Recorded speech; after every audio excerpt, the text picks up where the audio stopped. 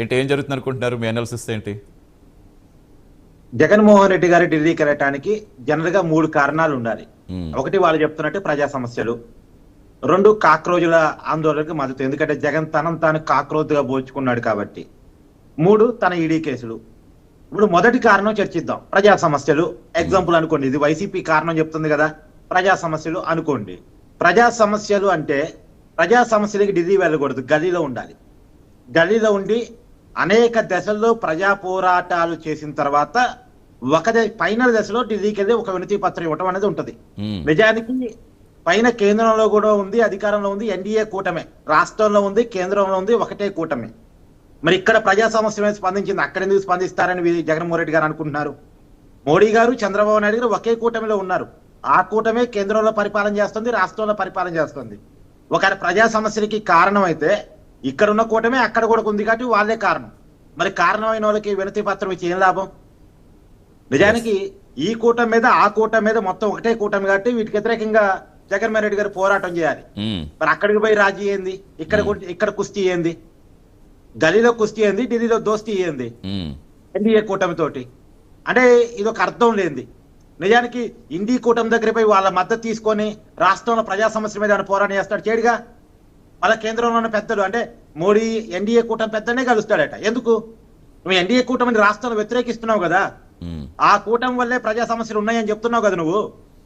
ఆ కూటమి వల్లే ప్రజా సమస్యలు ఉన్నప్పుడు మళ్ళీ ఆ కూటమి పెద్దలను నువ్వెందుకు కలుస్తావు? గలిలో సమస్యలకి వాళ్ళే కారణమైనప్పుడు మళ్ళీ ఢిల్లీకి పోయి వాళ్ళతో నీకు దోస్తీ ఏంది? వాళ్ళకి వినతి పత్రం ఇస్తే ఏం లాభం? ఇప్పుడు చంద్రబాబు నాయుడు, మోడీ వేరు కాదు కదండి, అంతా ఒకటే కదా. ఇక్కడ కూడా బీజేపీ మంత్రులు ఉన్నారు కదా, రాష్ట్రంలో కేంద్రంలో టీడీపీ మంత్రులు ఉన్నారు, కేంద్ర మంత్రివర్గంలో, రాష్ట్ర మంత్రివర్గంలో బీజేపీ మంత్రులు ఉన్నారు.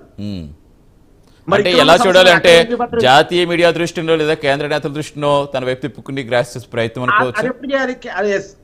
ఇప్పుడు ఢిల్లీ మీడియా అంటే నేషనల్ మీడియా దృష్టిలో ఇంకోటో చేయాలంటే ఏం చేయాలి? కేంద్రంలో ఉన్న విపక్షాల మద్దతు కోరి ఢిల్లీలో ఒక ఆందోళన చేస్తే అది ఢిల్లీలో ఉన్న నేషనల్ మీడియా మద్దతు వస్తుంది. అది డిఫరెంట్, అది చేయొచ్చు. కేంద్రంలో విపక్ష పార్టీలన్నీ ఏకం చేసి ఆంధ్రప్రదేశ్ లో ఎన్డీఏ కూటమి వల్ల ఈ సమస్యలు ఉన్నాయి, మీరు కూడా మాకు మద్దతు ఇవ్వండి, మా ప్రజల సమస్యల్లో ఉన్నారని వాళ్ళ మద్దతు కోరచ్చు. అది కూడా ఎప్పుడు చేరాలి?